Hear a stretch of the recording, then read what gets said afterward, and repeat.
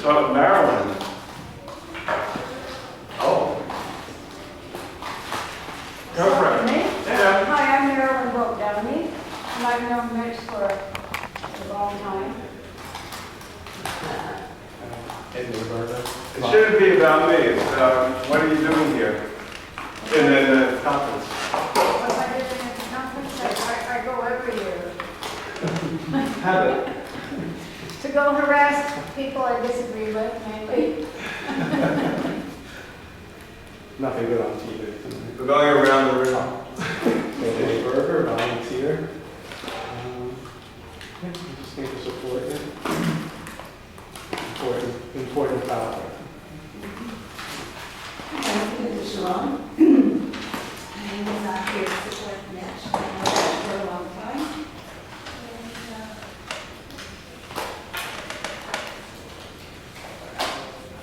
I'm Robert Noel. I just flew in from North Carolina to attend this. Boy, you're on fire. And I've been supported by a friend from Pennsylvania. Please talk up. You can't hear it. I can't hear you.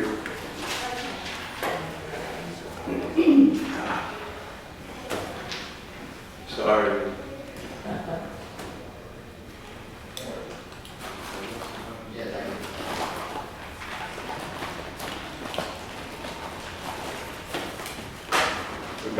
Let's go to the back. I'm Nancy. Although I've talked to you about pesticides quite a bit, and have your book, I've never been to a panel of pesticides, and I'll probably be here for at least half of this one. Good. The other half is going to be really interesting.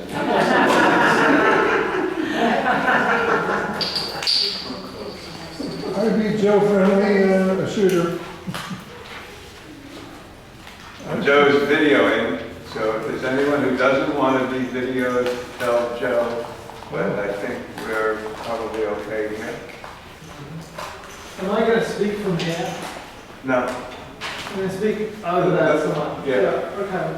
Anyway, my name's Jonathan. I'm a biologist. I live in Ithaca, New York. And I was a former genetic engineer. And I run a website called Independent Science News. And if anybody wants my card, I can share that with them. And I would encourage people to sign up for our mailing list. So on the website, independentsciencenews.org, you can sign up for the mailing list. You won't get many articles, but there will be stuff that you probably can't find anywhere else. And it's mostly that. Do you want to move to here? Move your camera up? I'm Jack Shalom, and I manufacture handcrafted magic for lentiform panels.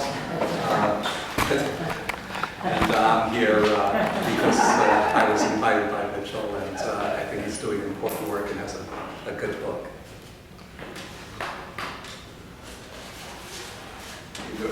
Oh, okay. I'm Esser. I was reading the interesting sessions that are going on right now, so that's why I was paying attention. Sorry. And I'm on the panel, and I wrote a chapter in the book. I contributed a chapter. And I was a high school teacher for 32 years in the Bronx, taught science and AP classes, advanced placement in chemistry, and I have a PhD in physiology and biophysics, which helped me understand stuff so that I could contribute what I contributed to the book. And I'm Mitchel Cohen, and I thought about, and this is my book, but most of you have seen it already, my latest book, and I'm going to be referring to that a little bit. But I thought we would start by each of the panelists giving a short, oh, I'm sorry, we missed somebody. Well, I'm Hannah Gallardo, and I am a retired nursing teacher, and I write for the Beacon School Club newsletter, and I'm writing a series of articles about environmental issues. So I thought this sounded very interesting. Very cool. So we thought each of us who are on the panel will give like a short 1-minute synopsis of what we're going to be talking about, and then we'll start. So, Do you want me to go first? yeah. Yeah. So what I thought I'd do, which is not exactly the topic of the chapter that I write, but it overlaps. So I wanted to talk about 3 myths that people often have about sustainable agriculture. So one of those was that sustainable agriculture cannot feed the world, right? So the agribusiness has this whole narrative that only they can feed the world, and it's total bullshit. But that is a story that many people believe, even environmentalists and so on and so forth. And it's not true. The second issue, which comes very close to the chapter in the book, is that basically the EPA has your back, right? So there are many people who think that the EPA is on the side of good and is protecting the public from toxic chemicals and is the only thing standing between ourselves and Exxon and Monsanto and Bayer and so forth. And what we've done is expose in our work very deep corruption internally to the EPA, and I'll talk about that very briefly. And then the third thing I wanted to say is, ask a question like sustainable organic food is elitist, right? Many people think that it's only for rich people and that it will never be affordable to ordinary people. And the answer is that, for the most part, organic food doesn't receive any subsidies, and it doesn't, and it basically supermarkets are price gouging that kind of food because they know people will pay more for it. The high price of organic food is basically a reflection of the fact that it fetches more because people think they won't be poisoned by it. So I'm going to be talking about stuff that's in my chapter that I wrote. It's chapter 13. It's the effect of glyphosate and Roundup on animal cells, animals in ecosystems, and the consequences of those effects. So basically what I'm going to be doing is debunking Monsanto's claims that glyphosate and Roundup are safe. And I'm going to be revealing Monsanto's nefarious intentions for decades, along with the governments, in that they market and disseminate and reap the profits from Roundup. And I'm going to be discussing it in terms of the chemical structure of the components of Roundup, glyphosate, and also the additives, and looking at the neurotoxicity of these substances through, taking a look at effects of them in the wild and also lab experiments briefly, and connecting that neurotoxicity with various neurological illnesses that are in people that have been connected with glyphosate. And the last thing I'm going to address is the whys of how industry scientists and oversight agency scientists managed to determine that glyphosate was safe. So that's basically what my 10 minutes are going to be about. And, we probably could have more than, with the other people on the show, we could take another 5 minutes in addition to the 10. I'm concerned about our movement, so I'm talking about, even though the book talks about a lot of different things about, can you hear me? Even though the book talks about a lot of different things about Roundup, Monsanto, Agent Orange, Dow Chemical, Vietnam, just the whole history of it. I'm going to try and talk a little bit more about what happens when we win in the movement, like we did against DDT. And then they just invent a new pesticide. And so here we are again, running like a hamster in a wheel. And what happens when we beat Roundup and we beat Monsanto? And of course, they have to pay billions of dollars out in costs to people who sue them. What happens then is that Monsanto just comes back with dicamba. And that's now taking the place of Roundup. And again, so it's a little bit simple to say it's the capitalist system that we have to be working against. How do we translate that, though, into specific movements and specific demands, specific ways of thinking? And that's something that I want us all to think about, if we can, and how do we do that? So it'll be more, that part will be more of a collective process. And what happens when we see, the last part is when we see pesticides and genetic engineering, as they go hand in hand, as not only horrible things that they're doing to make profits, and not only that they're poisoning us, but how do it lead to different types of demands when we see it as a strategy of a part of the U.S. ruling class to take over the land of the world and take over the different parts of the seeds, who controls the seeds. So I'm going to talk some of that as well, but that's more of a group conversation. And Jack is going to show us some of that. No, I'm the entertainment portion of the program, so if you need just sort of a breath, and that's what I'm going to be doing. So trusting of capitalist technology and of those in power, even though Marx forbid we should be screaming to the rafters and raising hell about what is happening to us and to the world around us.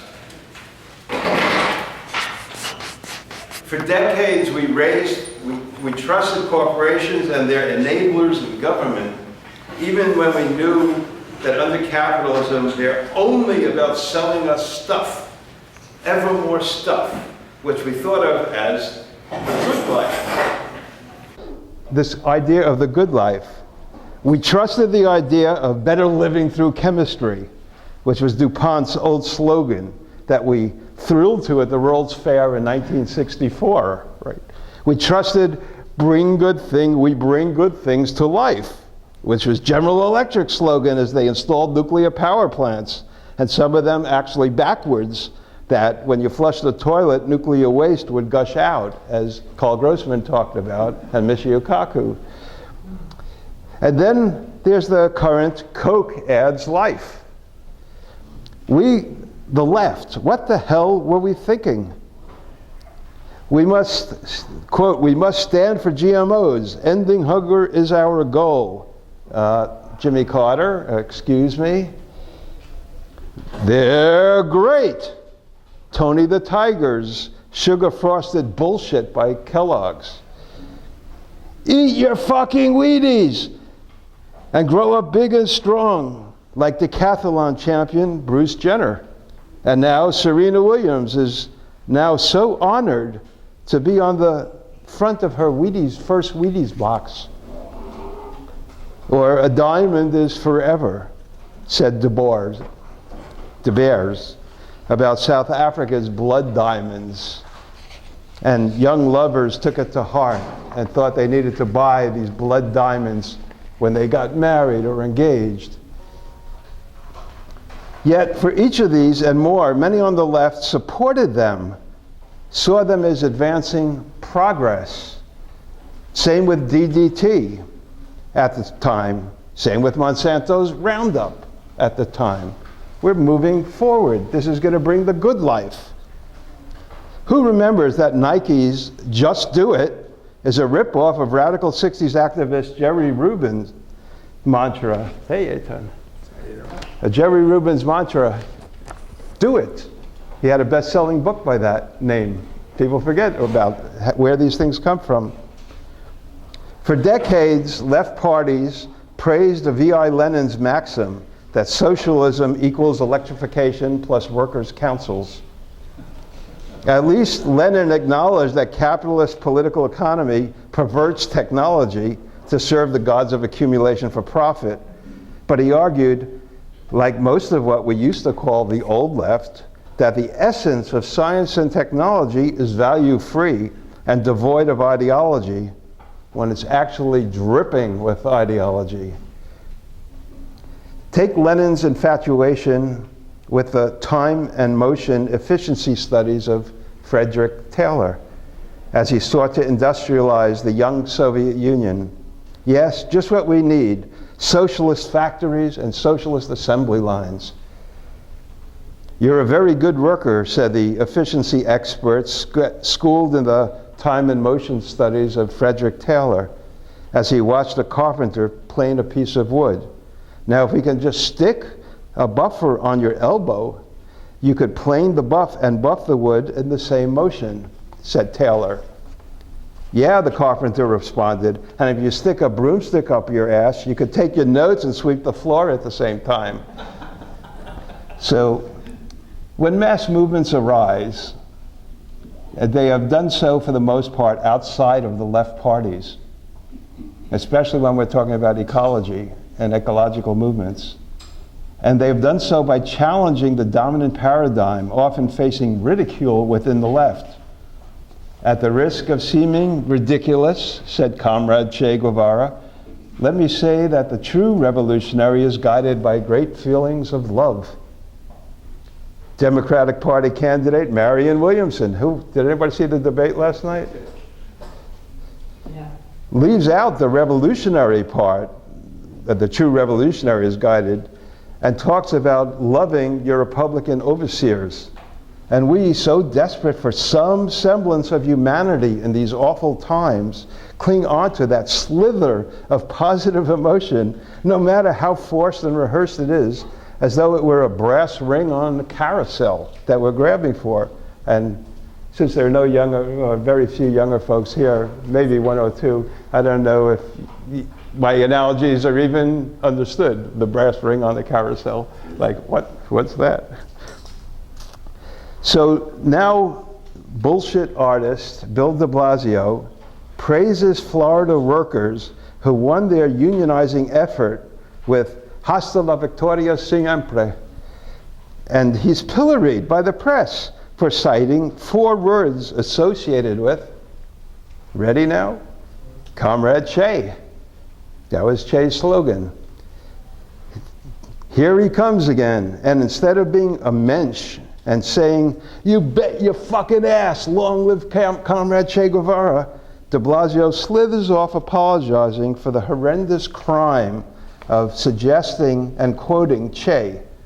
Meanwhile, the same mind manipulators in the media let the mass murderers, imperialists, rapists, and thieves laugh untouched all the way to the bank.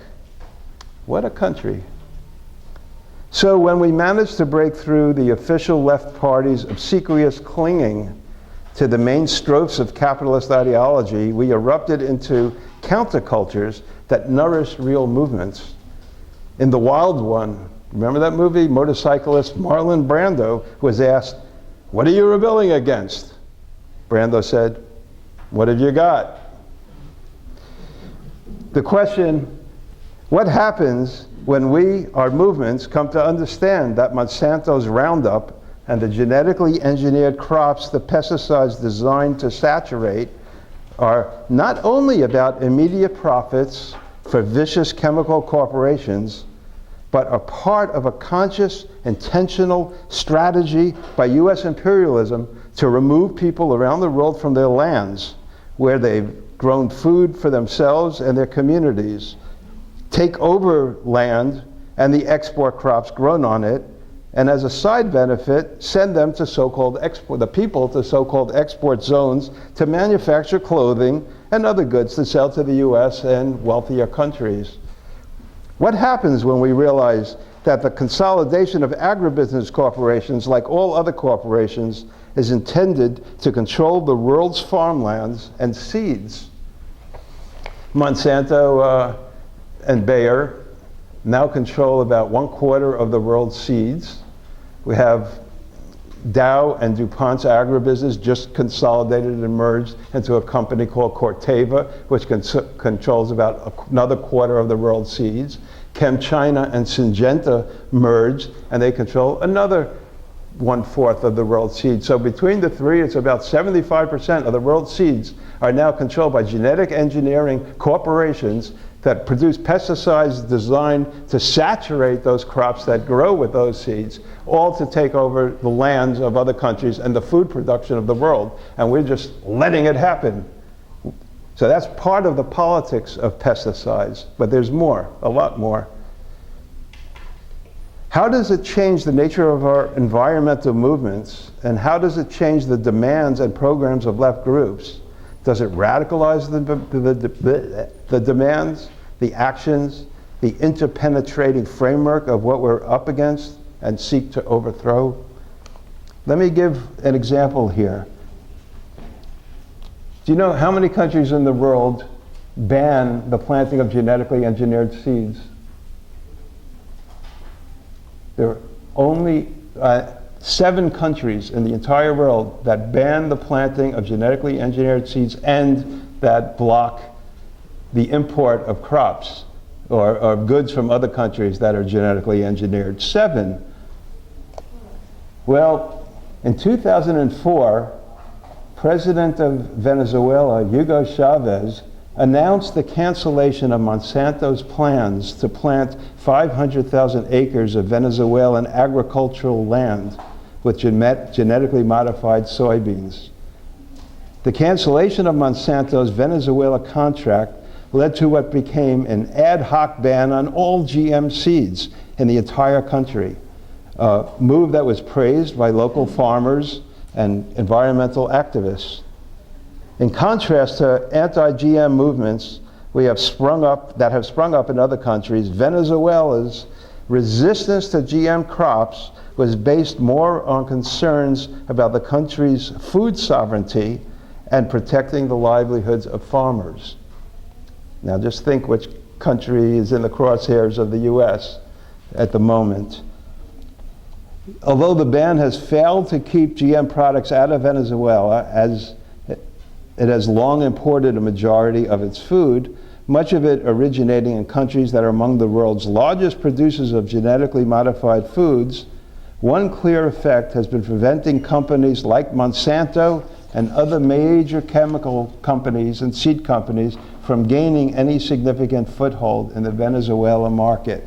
So I'm going on a while, so I'm going to just try to sum up, but I have a lot of documentation here within that shows that the same people, Bolton, Pompeo, the others in US government that has Pence, they all belong to a foundation, which I will, a so-called foundation, that wants Venezuela to give up its control of its own lands and take over the land. Not only the oil. I mean, Venezuela has the largest oil reserves in the entire world, but that's not the only part.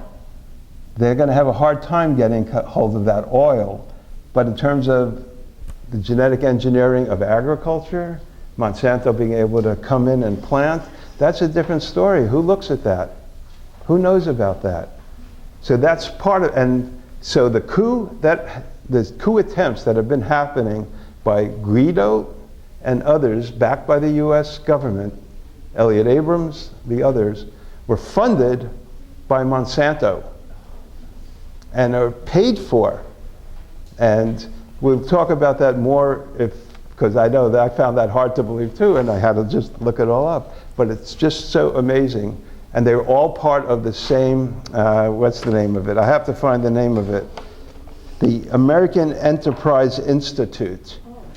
John Bolton, now Trump's national security advisor and a major player in his administration's policies toward Venezuela, was a senior fellow at AEI until he became Trump's national security officer. It goes on and on through all the different people, all their relationship to the same group. So it's just like all the neoconservatives who were part of the same group 20 years ago or 10 years ago. This is a new level to it. And so when we look at what is the politics of pesticides, what leftist groups look, they think, oh, environment, nicety, nice environment. They don't see how imperialism is built in to the very framework of the US driving force behind GMOs and pesticides. And we need to connect those in the movement and come up with different ways. When you do that, we think differently. It's like, fuck the bastards. You know, just go to hell. Start with the assumption that these people are murderers and they have nothing to offer. They're not mistaken. They didn't, like all those candidates said yesterday, oh, well, this is mistaken, that's mistaken. It's not a mistake. They know exactly what they're doing. And they're doing it to try and take control of the world, and in the course of doing that, murdering people at will, at random, and that this is part of the, it needs to be made part of the environmental movement, that understanding that that's happening. And at the same time, part of the left political movement here at the Left Forum needs to have an appreciation and understanding of the environmental questions also. So these two levels need to be intersected, and that's our job. Thanks.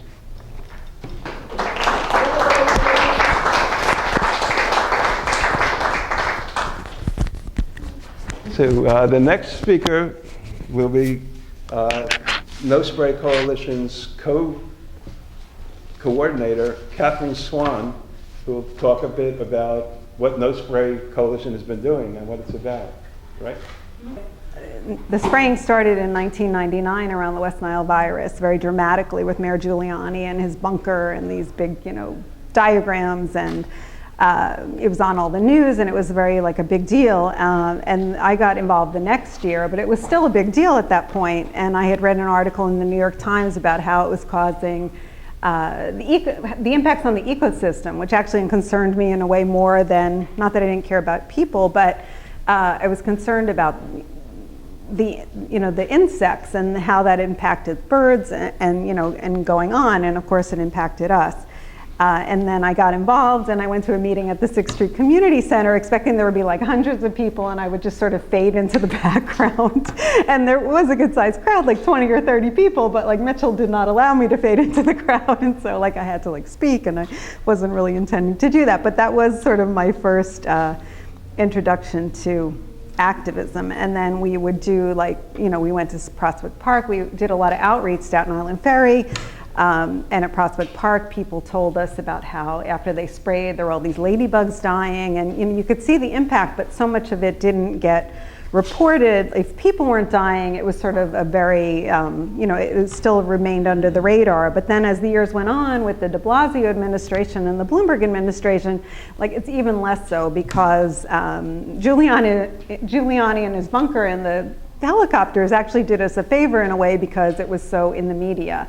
And then once it became just, little, paragraphs in the news, it's much harder to sort of engage people about it. But even if it's just happening, in Staten Island or Queens or in the Bronx, which is primarily where it happens, it's still impacting all those people there and the ecosystem, obviously. And the only time, it's sort of sad, the only way it gets a lot of traction now is if it comes to the Upper West Side, it seems, or Park Slope. But a lot of times that's just like once or twice a year. And so you can see sort of like that just like cycles in and out. And I think that's what our challenge is now with the No Spray Coalition, because it's so important. It still matters, even if it's not, citywide. But, and Mitchel and I, Mayor de Blasio was my city council person when I lived in Park Slope, and I was involved in environmental activism and got to know him.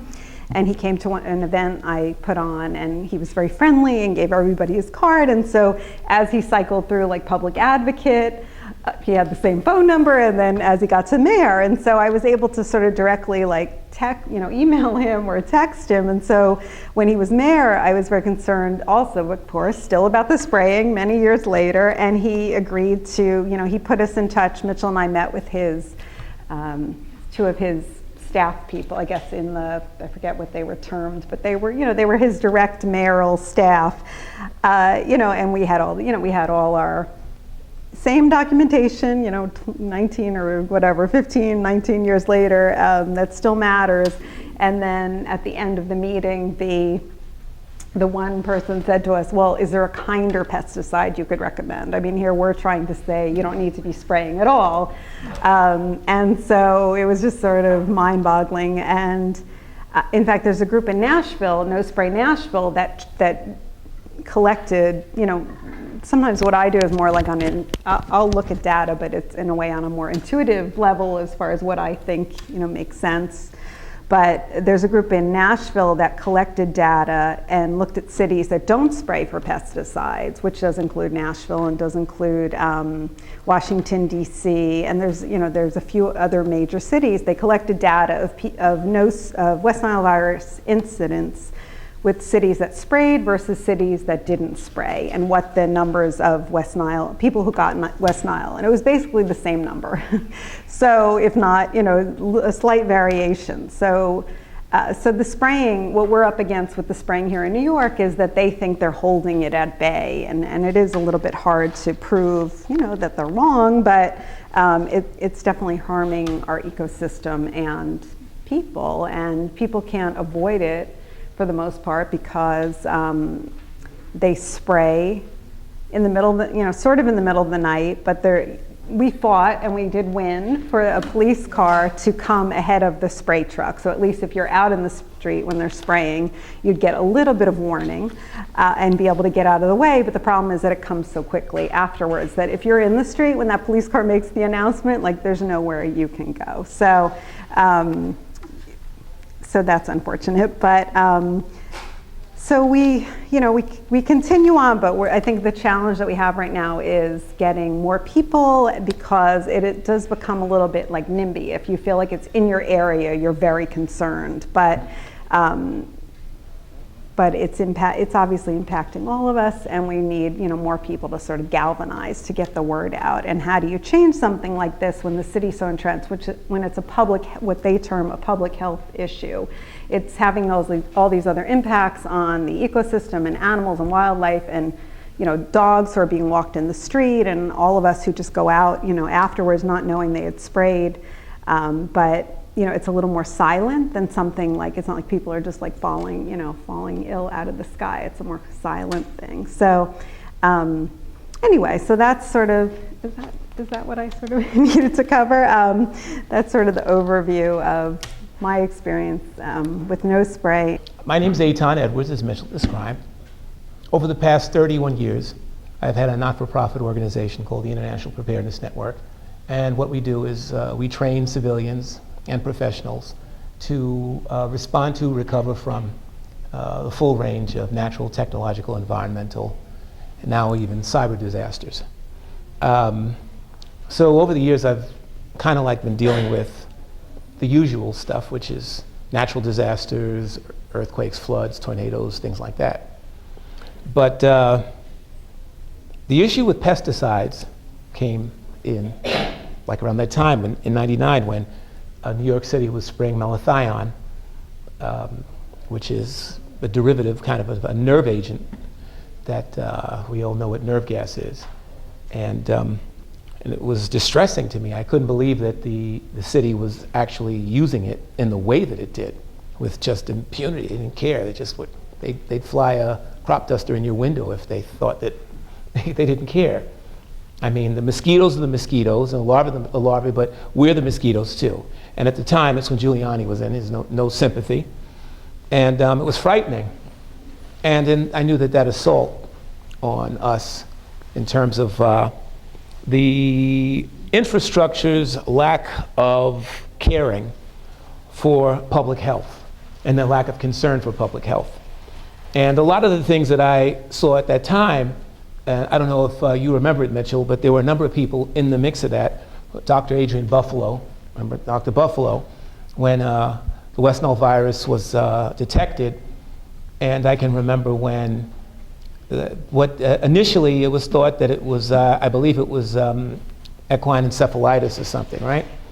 And the government, some entity, sent people to her clinic and her lab and actually forced her to release the samples. You remember this stuff? Remember that they forced her to release the tissue samples.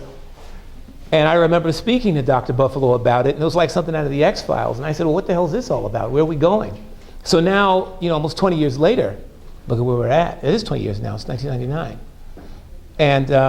And so we've got, these pesticides that we've had Monsanto and these mega corporations using this as if it were, I don't know, water, poisoning the planet, and the apathy of the public, and I know that that's mixed in with the lack of knowledge about it, and how difficult it is to get this into the mainstream. But you know, one of the things I want to impress upon everybody today is that we have a limited amount of time to do these things, because we're in the end game now, for lack of a better way to put it. And we have got to figure out ways that we're going to use our knowledge to get into the mainstream and to shift some attention, some public attention onto this. This is a crisis. We're kind of like, you know, going into it in a lot of ways like it's something that'll pass, but it's not going to pass. I mean, some of these chemicals are persistent. And it's like Agent Orange, you know, we're still people that are still suffering from Agent Orange. That was an herbicide. It was used how many years ago, and people are still suffering from it. So one of the things that I hope that we can walk away from today is to build a resolve that, again, to work with, you know, I'm willing to work with no spray in any way, means, shape, or form, so that we can get an effort together to force the government to pay attention and to force the government to fix the problems that they've helped to create, and to monitor these corporations that have this tremendous power, that are allowed to do what they do to us. And nothing is done. Essentially, they'll pay out. I just, you know, something this is kind of unrelated, but years ago, I used to be an activist in dealing with like cruise ship pollution. This is a long time ago. This was when I was in college, and people laughed at me then. You're a Debbie Downer, and why are you ruining our cruises? Come on, Eitan, you got to ruin everything. Why are you talking about that? And now, so all of a sudden, Carnival Cruise has been sued for $20 million because we used to go out in boats and follow these cruise ships as they dump this garbage and sludge and waste into the ocean. There's a place called Marine Shoals Laboratories to follow these people and say, well, what the hell is this, you know? So now they've gotten fined $20 million. So $20 million for what? You know how much damage they've done to the ocean? So what are we talking about now? Monsanto, Roundup, right? Mitchel's book here. And as he says, it's almost like it's like the political cover-up, or not, maybe not cover-up, but is it apathy, or is it the fact that these people are bought off, but they've been allowed to do this, and the people who are supposed to be representative of us are allowing them to get away with it? Why? For favors, whatever. It doesn't matter, but it's up to you or us, we the people, to make the difference. So one of the things that I'm doing this year is everything that I can to try to get this information out there as best as we can in a packet way. You know, there's pesticides, there's hazards from the changes, you know, the global catastrophe. I don't like to call it global climate change. It's a little bit too mild. It's more like it's a climate cataclysm, if you really want to get technical about it. And keep in mind, all this climate, a lot of climate change and all this stuff that's happening, you know, we're just swirling everything around. The flooding deposits all this stuff in different places. It's just like those floods. I responded to Katrina years ago. And one of the things that we had to worry about was when you get into floodwaters, the floodwaters were toxic. People didn't know it, you know, and they say, what's wrong with you, Eitan? You're not afraid of anything, and you're afraid to step in that water. I said, because I know it's in that water, right? And all of this is the same. So what we've got to do is, I think today, is to leave this with, again, with the resolve we're going to actually do something to get our politicians to pay more attention to these issues, to get these words, to spread this word to your family, children, grandchildren. It doesn't matter, because you know what? If you don't, then basically your grandchildren and their children are going to bear the brunt of the things that we didn't do today. And I'll leave you with the fact that I'm doing all that I can, because I don't want my son, if I'm blessed to see him in 20 years from now, to look at me and say, well, what did you do? Did you do enough?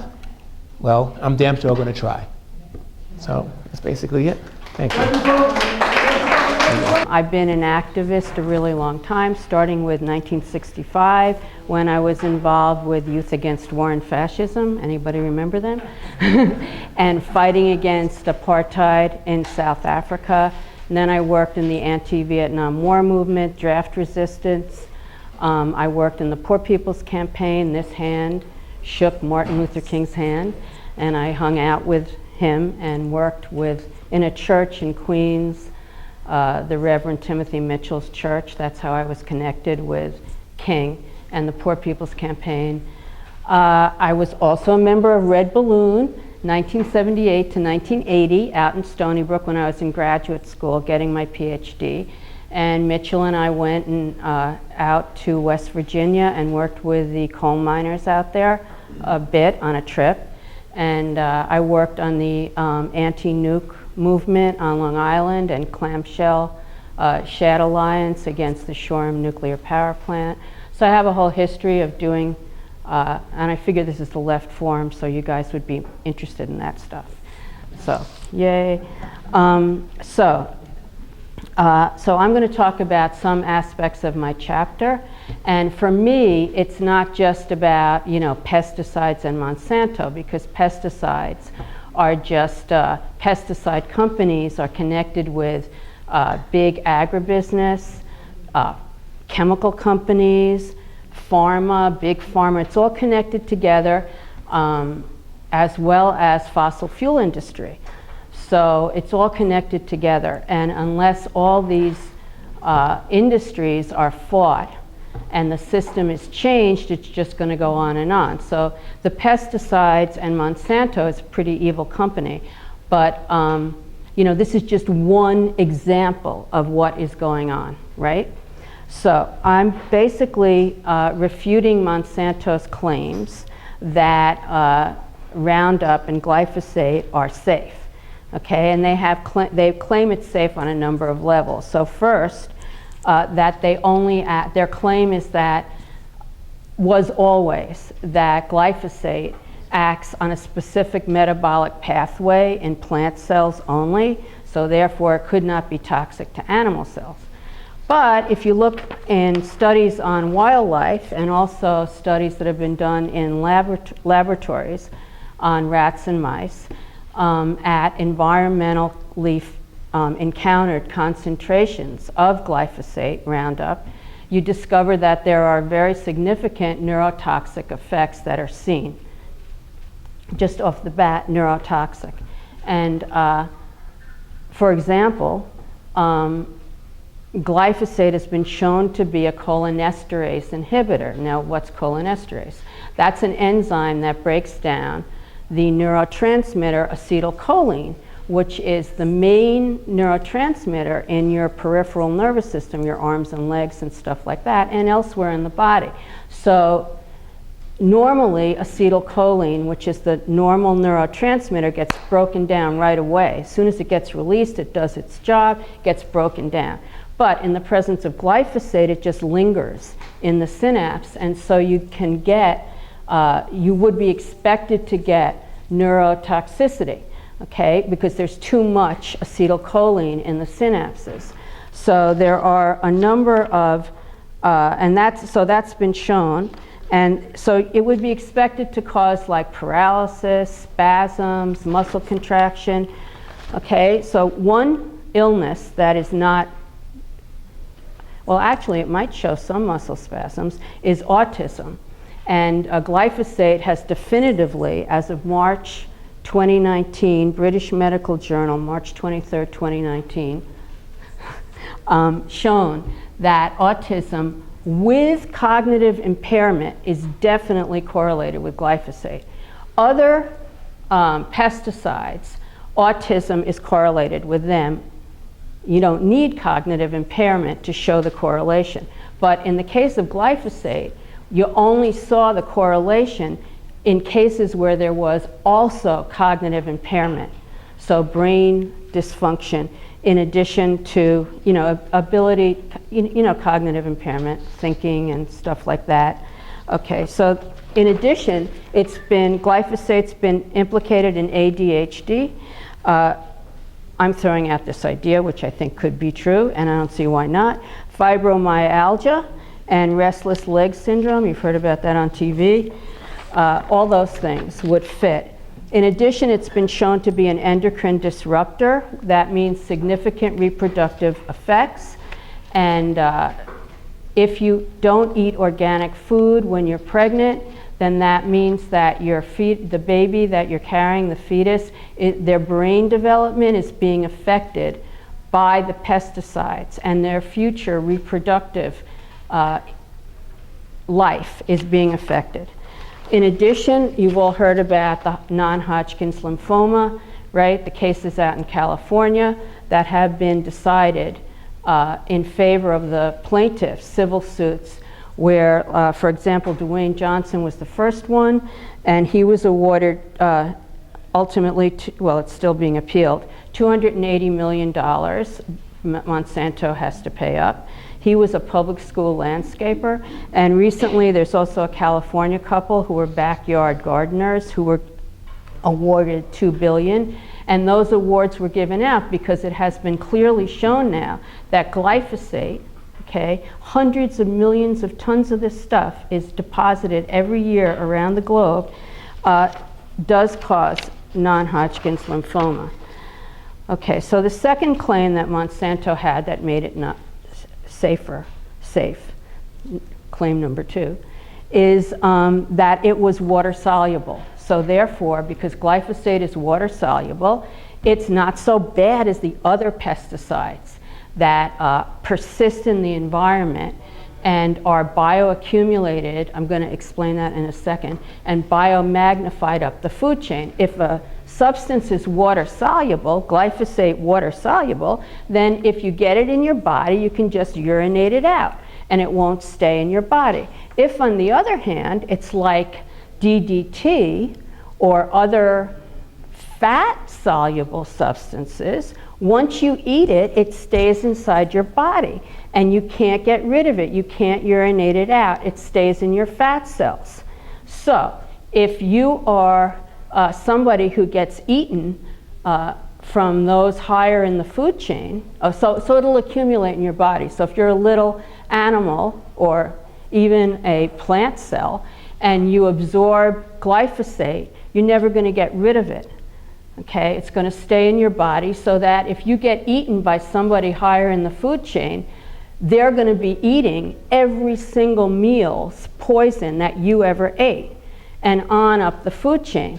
So accumulating inside the organism, that's called bioaccumulation. Up the food chain is called biomagnification. And you can have concentrations in, like humans, that are 100,000 times more than in the environment of a fat-soluble pesticide. But glyphosate isn't fat-soluble, right?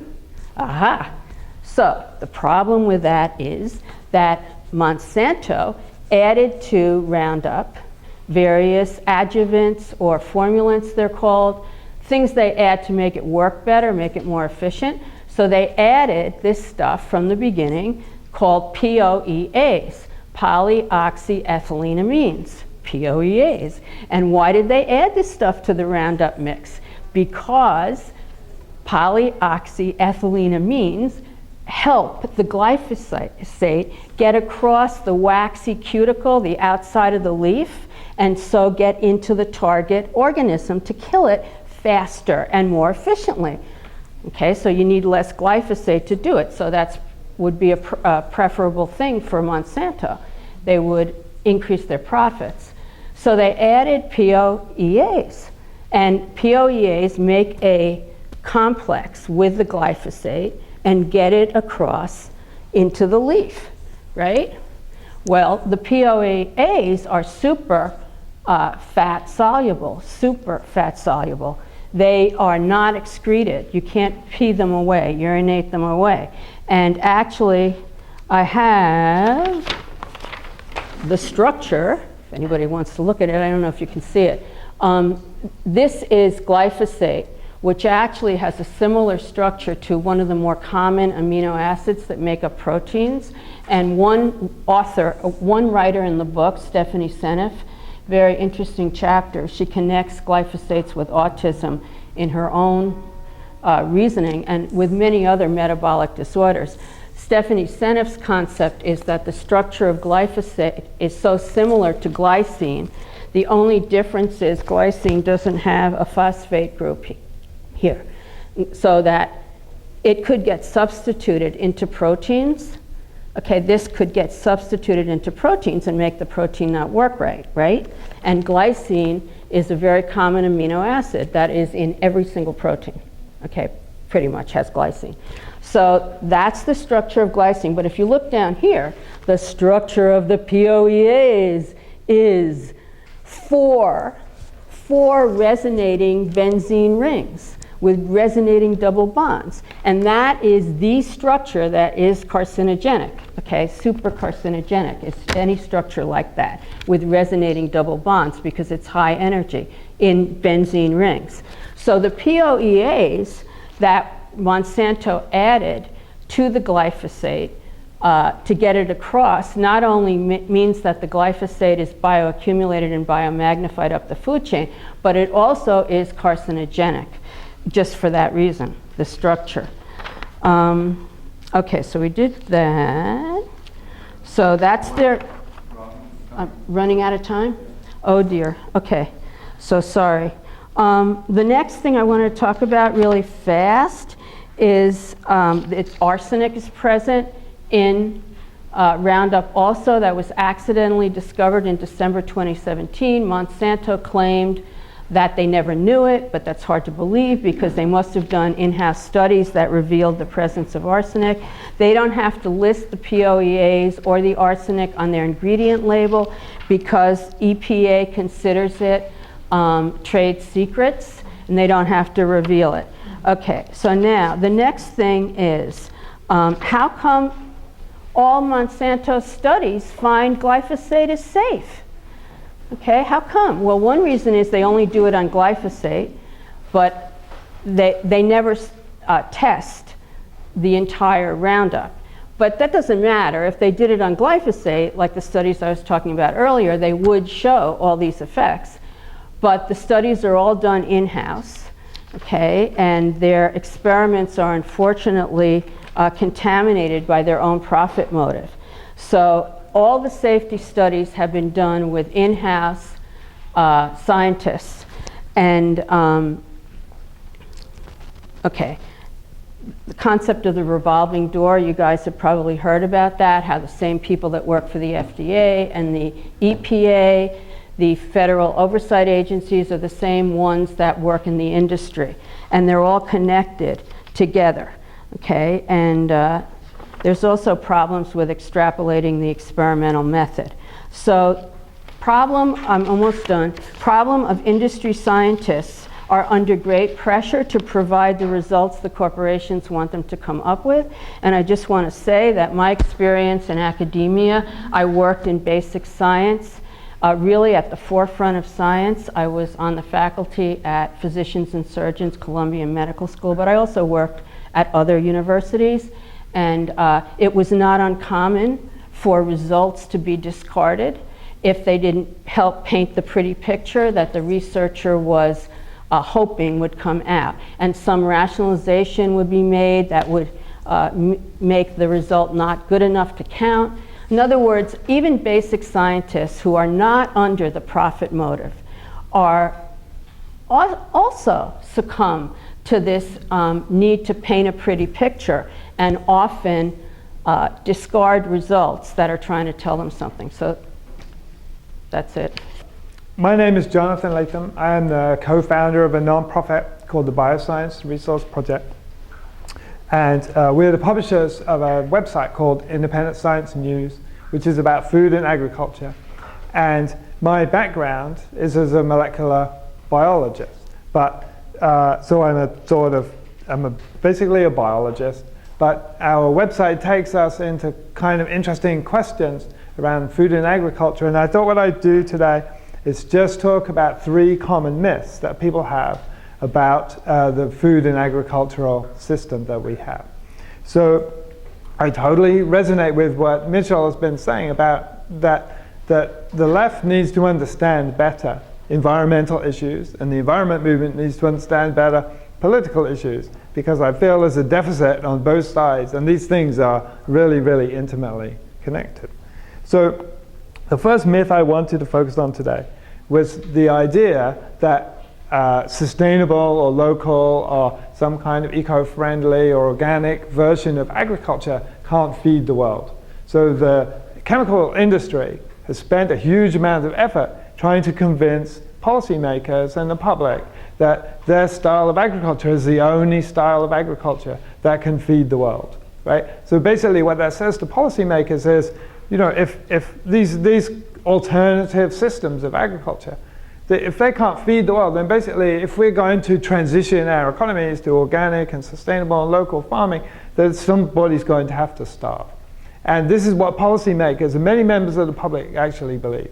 And there is basically no truth to this. They have no evidence for that statement. Essentially, if you want to know quantitatively what is happening in global agriculture, there are a series of studies that have been done. The most famous one is by the Food and Agriculture Organization, which is based in Rome. It's part of the United Nations. And I recently did an analysis of, and this will be published quite soon, an analysis of the models. So basically they made quantitative models which claim to show, you know, how much rice is produced in India and how much meat is produced in America, and basically take all these numbers and try to compute what is needed basically to feed the world. And what they basically concluded is that if we don't do anything differently from what we do today, basically small improvements in yield that are annualized every year and small improvements in agriculture will basically feed everybody anyway. So there is no reason to be concerned. But what's really interesting also about these agricultural models is that the leaders of those organizations basically take those and paint that picture as being some kind of a crisis, that we have to produce like 70% more food before 2050 or else people are going to starve. And that's not what the models actually say. What the models actually say is that we don't do anything, everybody will be fine. But they take these and they make them into a huge story about how food and basically the food system is going to collapse and we're going to go hungry. And essentially the people who make these models have a conflict of interest, right? The Food and Agriculture Organization of the UN basically needs a crisis in order to exist. If it didn't have a crisis, then there would be no reason to fund such an organization. And this is true for the World Bank and for all these philanthropists and the people who work at American universities who want research who want research money to do plant breeding. They all feed on this myth, right? And what we did was I took those models and actually analyzed the assumptions behind them. And what it turns out is that they have some incorporated assumptions into those models that actually lose huge amounts of food. So what they've done is they don't count, for example, biofuels. A lot of fuel these days food basically these days is burnt, and what it's used for ethanol, it's used for sugarcane to make or soybeans are made for biofuels, and all this food is basically being burned. So this is not being counted in their models, right? It's basically being excluded. The other things that are being excluded from their models are the possibility of different modes of agriculture actually feeding people. And what we know, for example, is that there are different methods. Classic one is something called the system of rice intensification.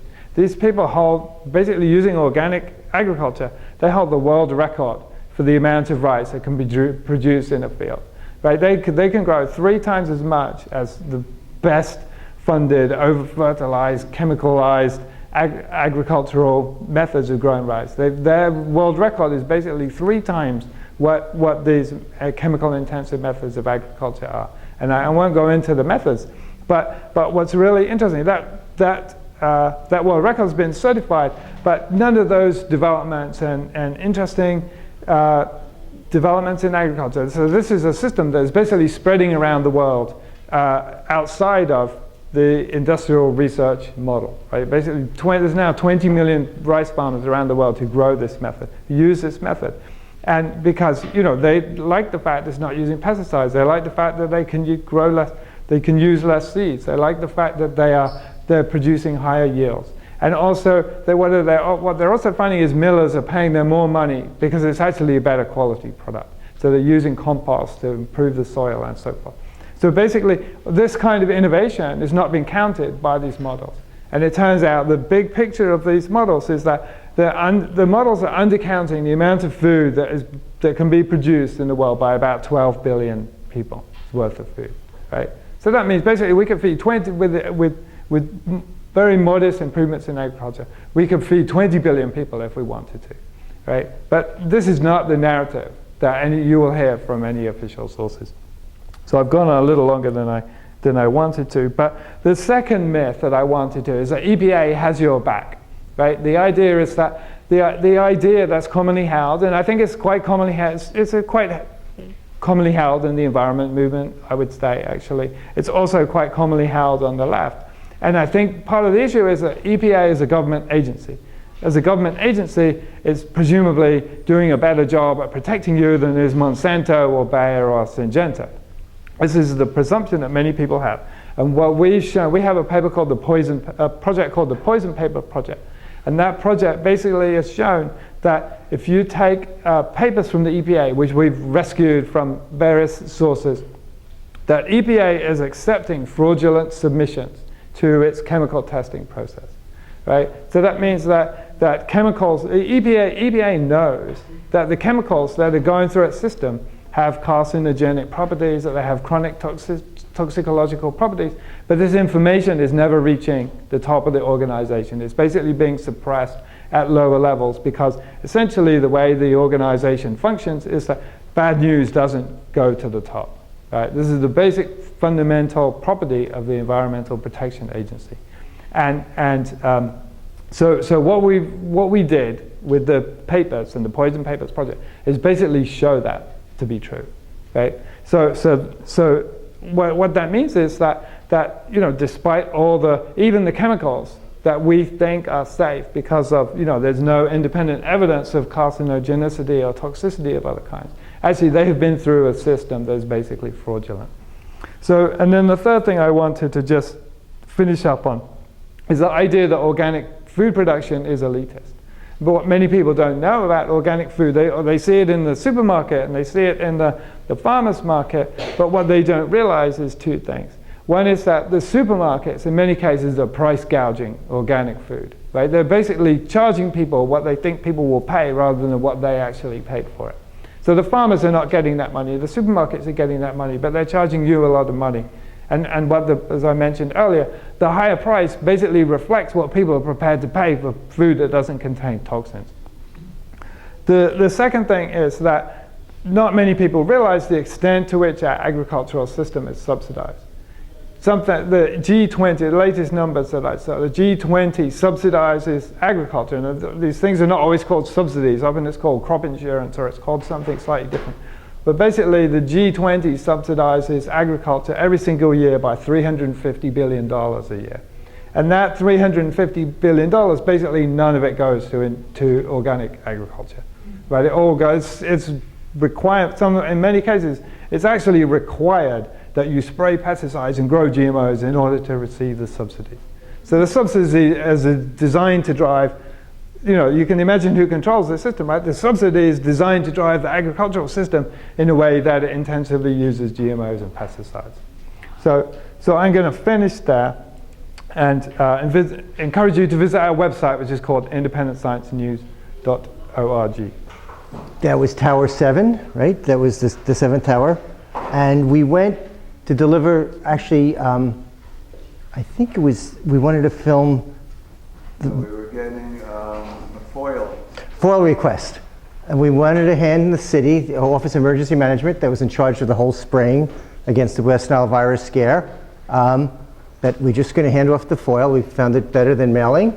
And there was a filmmaker wanted to film us. And they said, no, you can't film the bunker. So I went up and I said, I want to speak to someone in legal. I'm not going to just rely on the clerk, you know, to let me in. And I said, I'm not going to leave. And she said, he has to leave. And after like 5 minutes, I kept on seeing her push the emergency button, the panic button. And I thought, being in the bunker, that I'd just be swarmed. It's like 45 minutes later, she's still pushing the button. And I'm going, so much for security, so much for conspiracy theories or whatever. They can't even protect themselves that are there. I practice a form of law that we call commando law. So it's a little bit of science, a little bit of art, but the main thing that we found over time, part of the political part, that the laws don't really work in our favor, okay? And especially over the pesticide issue. Just a little history is that, do you remember, people remember Earth Day? That when millions of people came out to Central Park and the like, well, all of a sudden there was this uproar in environmental law, and we passed the Clean Air Act, the Clean Water Act, the Endangered Species Act, and most of those laws were passed by the Environmental Committee of the Senate and the House. But when it came to pesticides, it was passed by the Agricultural Committee. So all of us were in the Environmental Committee, but it was only just basically big farmers in the Agricultural Committee. And the Environmental Committee, they looked up the road and they saw a guy named Richard Nixon, and they said, even though he said he's in favor of these laws, we just know that there's not going to be much enforcement. So what they did is they put something in there called a citizen suit provision, which gives citizens and non-citizens the right to sue when the government doesn't act, okay? So that's good. A lot of times it works. We used it to stop, they were sandblasting the Williamsburg Bridge. We used that little bit of the law, and we got the government to cover up the bridge. But when it came to pesticides, when the malathion was used and the other sprays were there was no pesticide citizens provision. So we basically had to do an end run. And then we thought, what's the end run? Is that we had to be a little creative. So we realized that the stuff is going into the water. There's something called the Clean Water Act. And we claimed that it was going in. People were saying that it was going in. But we didn't have enough proof. Even though people said they saw it, we couldn't get affidavits or whatever. And what was good is that Mitchell and company swarmed into my office for a press conference, and we're still paying the phone bills for after that event. But we started getting a little publicity, and part of that publicity was that the workers came to us, the sprayers came to us. And it's really important because it's also good being a guild member, a guild lawyer, is that we're the ones on the front lines and also doing strikes, whatever. And they said, you're right, Joel, we are spraying into the Bronx River. They were just actually using the staging area where Freedom Land used to be, if people remember good old Freedom Land.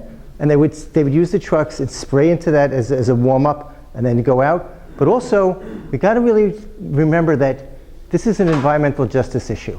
It hits people of color and low income and rural kids much worse than even us, all right?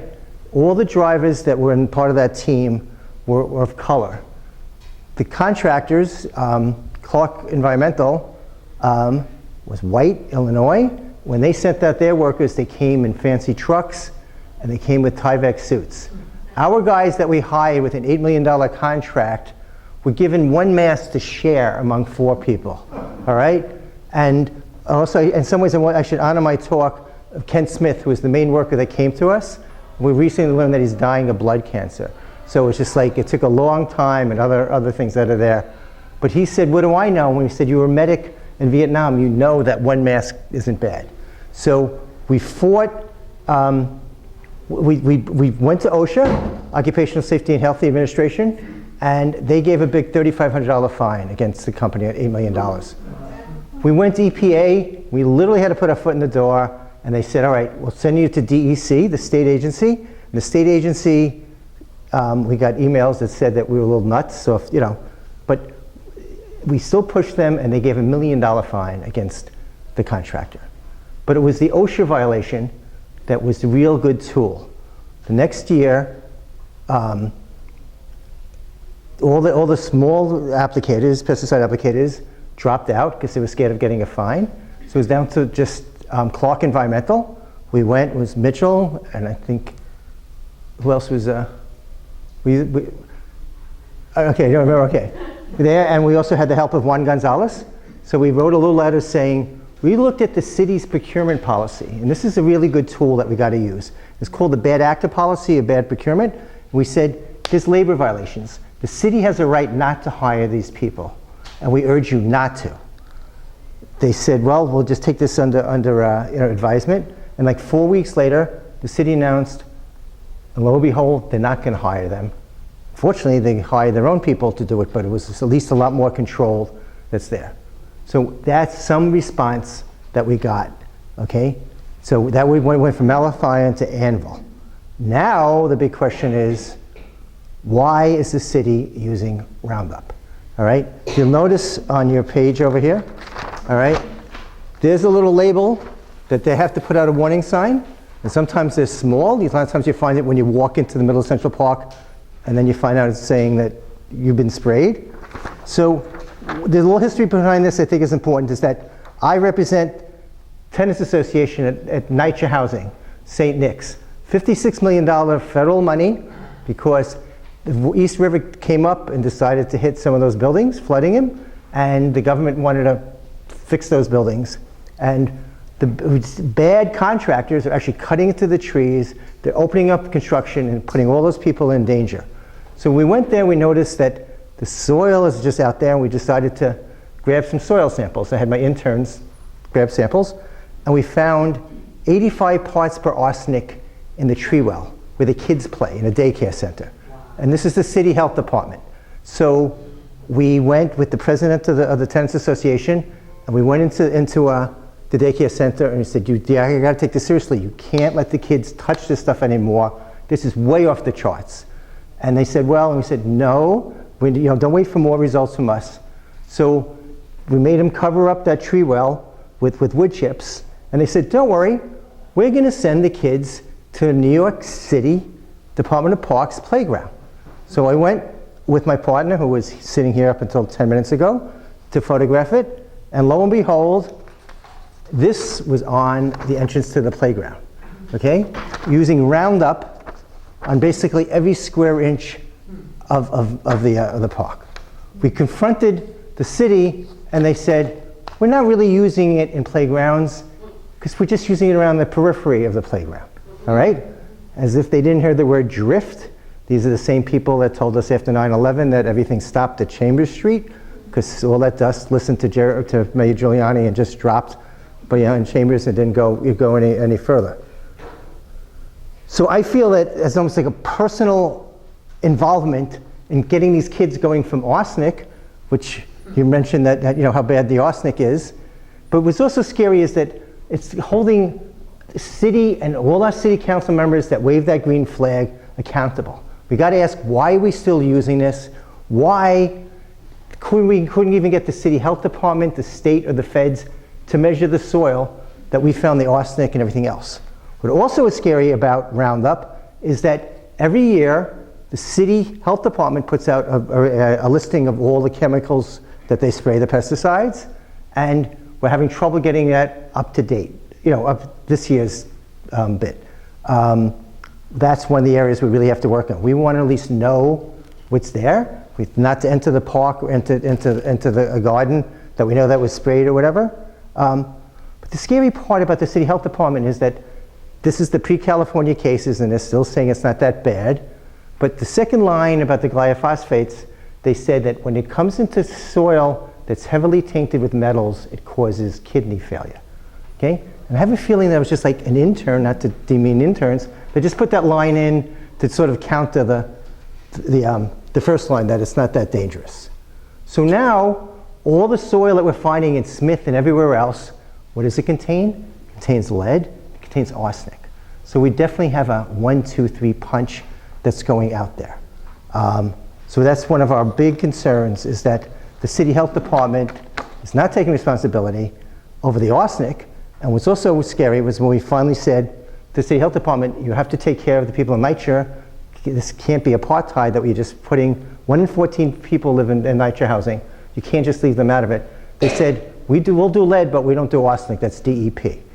Then we pointed out that the arsenic is coming from their rat control program, that they basically place the arsenic all over the city and they know where it is there, but they won't take responsibility for it. So that's a major part of the problem. Then the other part is that we're trying to get now the city, we spoke to them right before I came here. I spoke to the deputy council, and they said, we're not using it in playgrounds, but we're using it now in areas where it's really tough, which is basically Phragmites, which is wetland areas. Pesticides, if you read most of the labels, say do not use in wetland areas. That's like the worst area to use. That's where they're using it. And then we asked them, why are you using it? That 3 weeks ago, Los Angeles County banned it completely. They're banning it just about everywhere else. So why they're using it? They're telling us it's the only way to do it. And also we found out, going back to the environmental justice issue, is that we found when they were using it in parks, the workers told us when there was enough complaints from Park Slope in the Upper West Side, they would pull the weeds out by hand. It was in the areas where they didn't want to spend the money to have the people pull, to pull the weeds, that they're using it. So we definitely have, there's a class and there's a race problem that we got to keep on remembering, and it's scary to me that it's happening in New York City. So you can just imagine what's going on in Alabama and Mississippi and elsewhere. So we're putting people in the zone of danger and all these pesticides. The other problem we have is that there's a basic underassessment that's going on, both in the medical and the physical. We grab those samples, and of course it's a big $8 to do it. Also, I just got to say that we grabbed, I think you might have mentioned, we actually grabbed the samples in front of the World Trade Center and had it tested. That was a big $50 that we spent doing that. So this whole pushback that it's expensive to do the testing and the monitoring, that's bull, okay? And what we're doing and we're working on now is we're really focusing not just on the citizen science of showing people how they can grab samples, how they could photograph, but we're pushing the law that we've got to make the courts and these agencies recognize that this is happening. But also we're going back, we learned a lot from that first round of spraying of malathion and then Anvil, is that one of the people, a client, that had totally red rashes all over her arm, called the Poison Control Center, which is New York City's reporting agency, and said, I got this. And they said, how? And she explained that she got sprayed. She saw the truck go by. And the person said, hold on, let me speak to my supervisor. 3 minutes went by, came back and said, my supervisor says you can't get sick from this stuff, and just hung up the phone. Okay? So that was like the first indication. So I got to say that most of my great lawyering, when I'm there in front of judges or whatever, is telling these anecdotes. It's not, I mean, the laws are on the books. It's these anecdotes that just sort of shocking and jaw-dropping. So the other part is that the city or anyone, any physician that sees someone that's been hurt, allegedly hurt adverse effects from pesticides, is supposed to report it to the EPA, and they're supposed to tell them what company the stuff came from. The trouble in New York, we found this with problems with the emergency rooms, they weren't even put on notice. There was no warnings being put out that, the spraying and these are the symptoms that people may have. And also in New York, I think it's 21 hours a doctor has in their medical training is toxicology, and over 3/4 of that is pharmacological toxicology. So doctors aren't even thinking of cause and effect that this is doing it. So we have an underassessment. Oops, is that it? Okay. Sorry. All right. So we definitely have a major problem with that. The other problem is that we're telling the city, how could you keep on using the Roundup? And they come back and they say, well, the applicators are trained. And then we ask the deputy commissioner of parks, what about the workers that come in to do the cleanup afterwards, the dead vegetation? And his face dropped, and I knew that they weren't training at all. Being a good guild lawyer is that most of my information comes in at 7 o'clock, 10 o'clock, midnight from workers. We had park workers calling us up all the time. And they said, we know they're using it because we could smell it. Okay, it's on trucks that we're forced to use. We know the trucks aren't cleaned up, whatever. So the city is putting not just us, but even their own workers, in danger. And then also, you got to see, why aren't these workers speaking out? One of the reasons is that there's Gardner level is the first level Gardner. That's most of the people out there. To go to Gardner 2, which is basically the next good step up, you have to become a pesticide applicator. All right?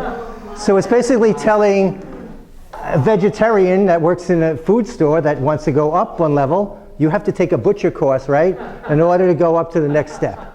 So we're having problems that a lot of the workers say, I'd like to speak, but I'm just going to be, forced into this. And then we're trying to get to the city, and maybe you can even help me with this, is that there's lawyers lining up. I think there's over 10,000 cases out there of lawyers. You see the signs on the subway. And part of the problem with private law, just like people being sent to doctors, there's a problem with private lawyers. Because a lot of the cases that private lawyers have, and the toxic tort attorneys, and we work with some are good, some aren't so good, is that a lot of times it's a long case and it's back and forth with causation.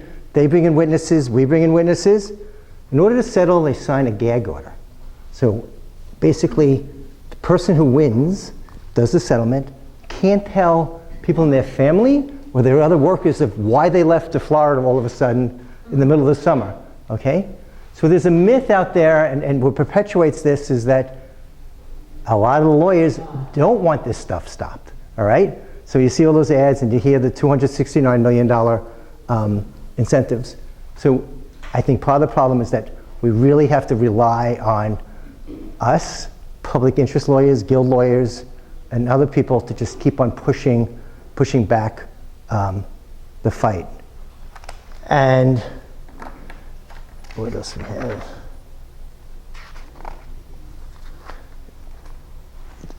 Legislation. New York City, there's a bill that's been bandied about for like 2 years. We met No Spray Coalition and others trying to get them to change it, to make it stronger. In some ways, it's aspirational. It basically says no, it's got to just be organic pesticides, no synthetic pesticides to be used, which will never pass. So in some ways, we've given these laws that are just high, holy laws that we just know are going to be knocked out. But also, it's an enigma to me is that the city law kept on asking for 2 exemptions. One is major sports facilities, such as like Yankee Stadium, which I'm not even sure if they're using it or not, but we do know that Yankee Stadium got the land, the permission to build the land, taking away park from the kids that are up there, and they've never rebuilt that park that's supposed to give back, all right? So why is Yankee Stadium given this gift? The other part is golf courses, okay? And this is on city property. And it took us a little while, and we spoke to a few people and realized, who knows that there's a golf course in the Bronx that is managed by, first letter? Okay, yes, okay? So we're going, why is this golf course exemption? The trouble with golf courses, and we've fought them a long time, is that I think it's like 100 times the amount of pesticides they use to get the little green area, the tee-off area, where they use in farmlands. So it's just really, really bad use. So now we thought there was some hope in the state, okay? The Assembly and we had some hope that the state Senate became Democrat, and some of us put our hands down a little bit saying, we could rest a little bit.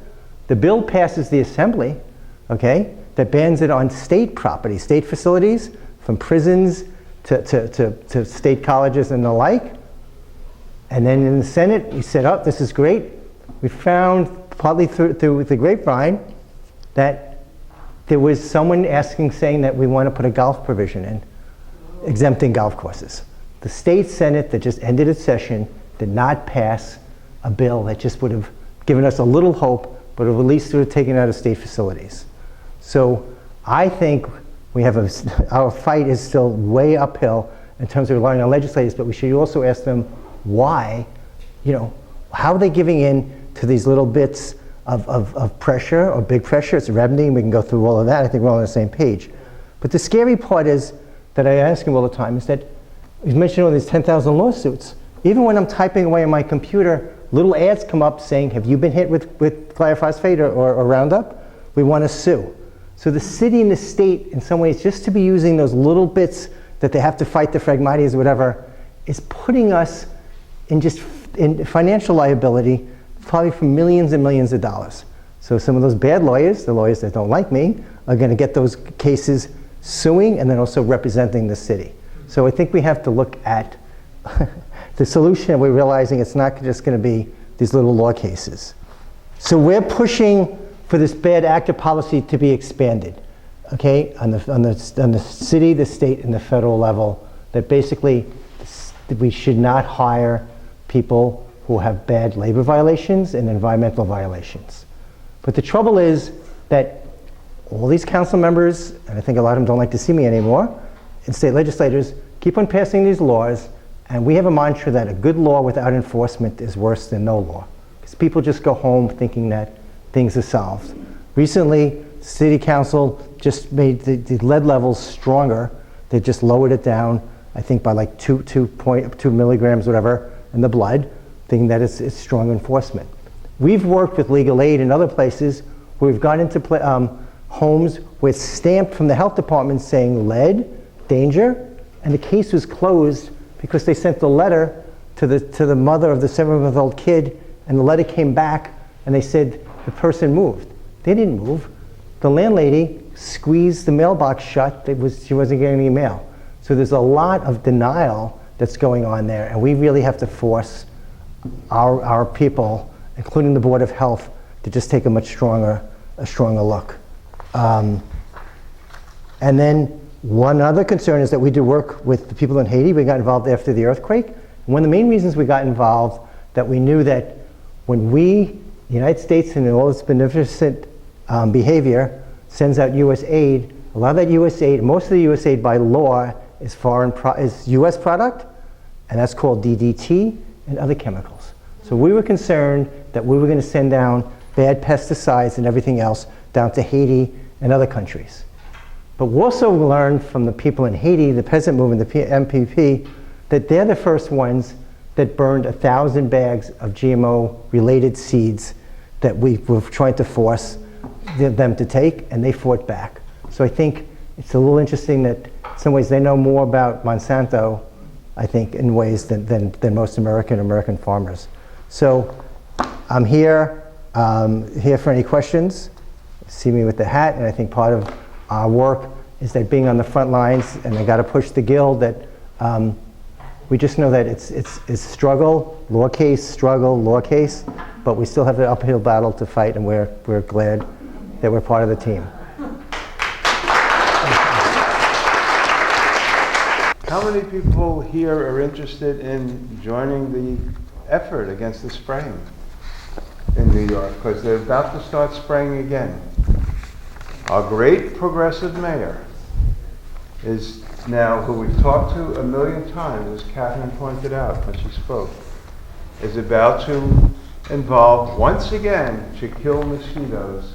They do every year around this time. There are certification systems, and the practicalities of these certification systems are quite complicated.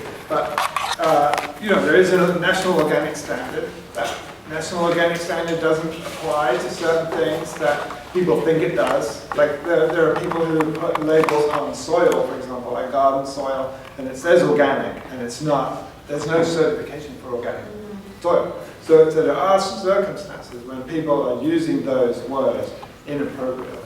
But if something is organic, it should have a certification. But there are different certifiers. So there's USDA organic, there's Oregon TILF organic. They're all certified to the same standards. But there is a question about their enforcement in some cases of these standards. Like some are more rigorous than others. And so there are issues around that for sure. But if you want to know that your food is organic, there is you need that certification basically. Unless you know the farmer, you should have that certification. Otherwise, it doesn't mean anything. So organic, but it could also be tainted. Marilyn? Yeah, I come from a farm, and my family has grown for corn and soybeans. And since I left to go to college and so on, I left it, the whole thing has transformed because of Monsanto. And the family farms are mostly closed. There are a few still homesteads or houses used to be, but mostly, like my family now farms thousands of acres, where we used to have 200.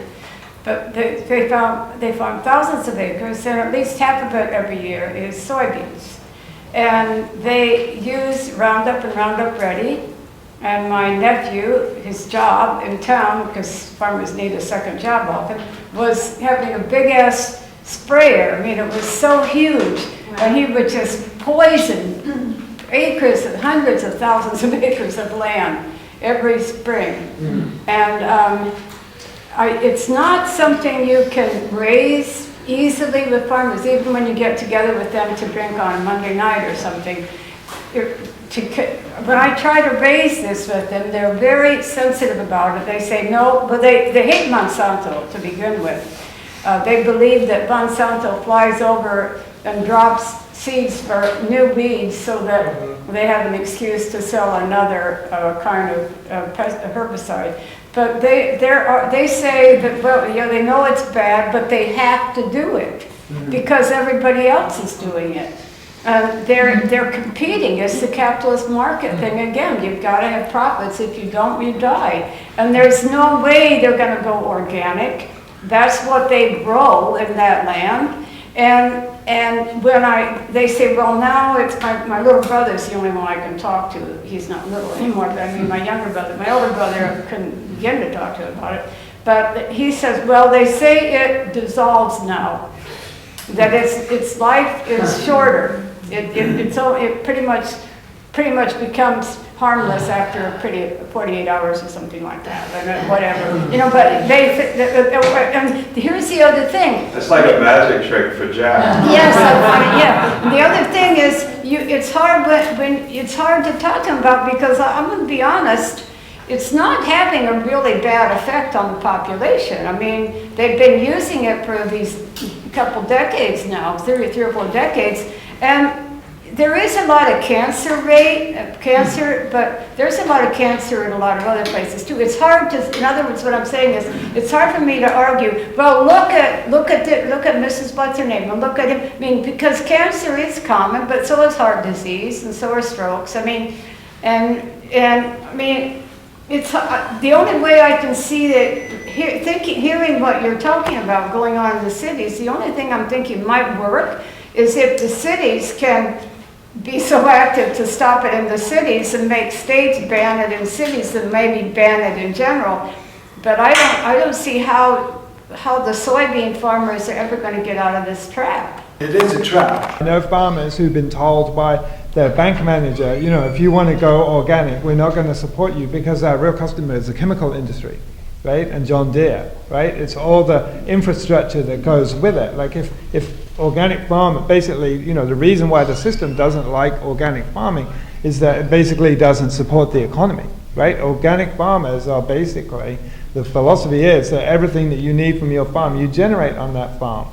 So like they're not having to buy the sprays, the fertilizers, the machinery, right? And so it is a system level problem, for sure. I'm the EP on the block, I'm from Wales. In the UK, it's been calculated that we've got 67 harvests left. The farmers are very concerned about their land. Suddenly, things are changing. And they're beginning to start taking climate change very, very seriously. You know about the heat waves going across Europe as we speak. People are dying. I would also like to say that we waged a battle against Bayer and Monsanto over neonicotinoids, which were interfering with the nervous system of bees and other pollinators, and it was proved this was the case. We managed to secure a 2-year ban. That 2-year ban is now up. At the time, the European Commissioner, who handled this for us, had threats made against him. And currently, the Bayer and Syngenta are taking the European Parliament to court over a 2-year ban of this vile product. So, and I think, Mitchell, you said in the beginning about why aren't we all sort of joining up together and fighting these fights? Well, I'm also representing Extinction Rebellion. We've got to make changes really, really quickly. We're not going to do it if we stay in our little pockets. We've actually got to embrace each other and move forward together in big numbers. I was going to respond to your comment that it appears that nothing is happening to the people, that there are no ill effects. And that's how they get away with it, is that it's not like causing people left and right to fall over and die, unless they're agricultural workers. The evidence is in, and there is a rise in a lot of pesticide correlated illnesses such as autism, non-Hodgkin's lymphoma, all sorts of neurological conditions, ADHD, that nobody can quite put their finger on, reproductive changes that are occurring throughout the country. That's why we also have to push the state to record. We're arguing with the head of the Pesticide Bureau of New York State, and he said, but the EPA, and we said, the EPA doesn't exist anymore. And he said, you're right. So it's like this reliance on EPA, it's got to go, and we got to push state by state, including New York State. The law case of Dwayne Johnson, we have to give some credit to Brent Wisner, the lawyer, and on our website, which came from Beyond Pesticides or whatever, is the slide presentation that he gave to the jury. It's 300 slides, and I really think that all of us should really watch each of that. It explains not just the science, but also how Monsanto changed the science by trying to influence people, and lawyers are really brilliant that they got the people to come forth and speak. But it's, to me, the best explanation, but also it also worked. The jury, So what's the website? Ours is www.nyenvirolaw.org, and it should be on the page that I handed out. And we'll be linking to it on nospray.org, which is the No Spray Coalition. And that's one of the best legal primers that you could find. No, Mitchell, I want to add something. Yeah. You know, years ago, to the young lady right in front who spoke about the farming, years ago, I had the opportunity to meet a scientist. His name was Dr. John Goffman, who was an expert in radiation. He actually worked at the Manhattan Project. And we had a discussion about radiation and the effects of radiation and the government's vacillation on what's dangerous and what isn't. You know how they'd say, oh, it's this much, oh, it's this much, and now, of course, the Trump administration's groups say that it's a different level. And it reminded me of what he told me, and he was speaking about this effect on radiation hormesis. And you know, the radiation, when you're exposed to it, it's the cumulative dose. It's just over a long period of time, and the arc is long. So you could be exposed to a very low level of radiation for a long period of time, and you really don't see anything until one day you see it, right? And I think that the thing about Roundup and Monsanto is and also, as you spoke about this earlier, Dr. Esser, which he spoke about how it's not soluble. It doesn't leave the body. And it reminds me of radiation in the sense that it's going to linger and it's going to accumulate in the adipose tissue. It's going to stay in your body, and you're going to just keep taking it on. And they count on that because the only thing that they care about is a profit. That's what I understand. The only thing they care about is their bottom line. And they care about their bottom line more than they care about the planet, the people that live on it, and all of the animals and every living creature. All they care about are the toys that they can purchase and the things that they can do, because they have no foresight. They cannot see the forest for the trees. They don't understand that, you know, that there's a certain amount of time that we have before this is going to crash. So that's why I think that, you know, that they can hide it with the long arc of the symptoms that actually appear. But I think that, I can't speak to this because you guys, molecular biologists and chemists, and the thing is that I'm just an engineer. I don't do that stuff. The thing is that what my question is does this have an effect on DNA? Like, in other words, like anything that causes cancer is affecting the DNA. Like, would the DNA be altered by exposure to this? Other people will disagree with me. Okay. It's mostly true. But it's like it's passed on, right, from mother to... That's what I mean. That's what you want. No, Yeah. Also, reproduction. the recent study that came out that it goes on into the genes, it changes second and third genes that they're doing. Yeah. Well, So actually, there's a really interesting study on glyphosate. I was reading that, where it affects the F2 generation. It was not seen in the F1 generation. It was only seen in the F2 generation. So like the grandchildren of this experimental study, it just came out recently.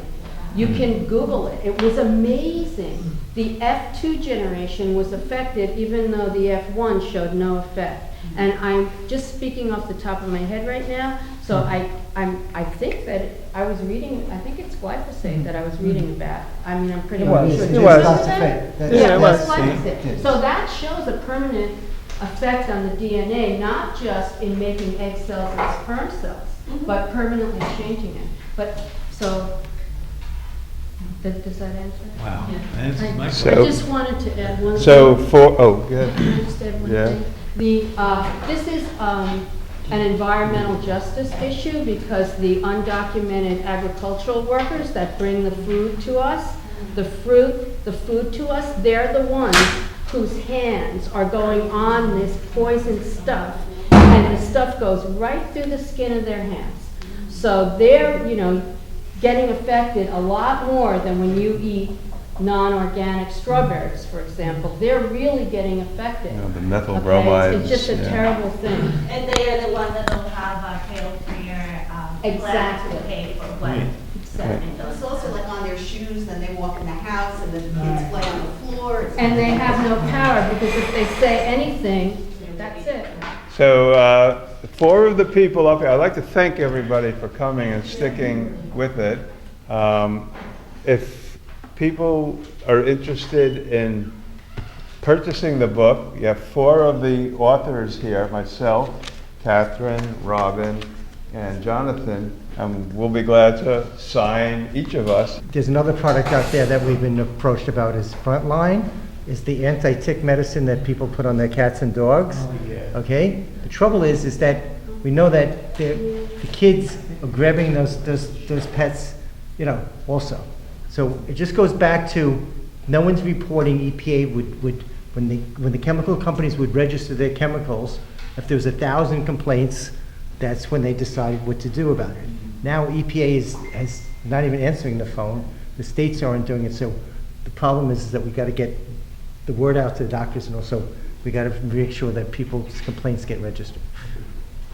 I can add something to that. So I walked along my street this morning, and there were signs up underneath many of the trees. So the city has been injecting the trees along the street with neonicotinoids.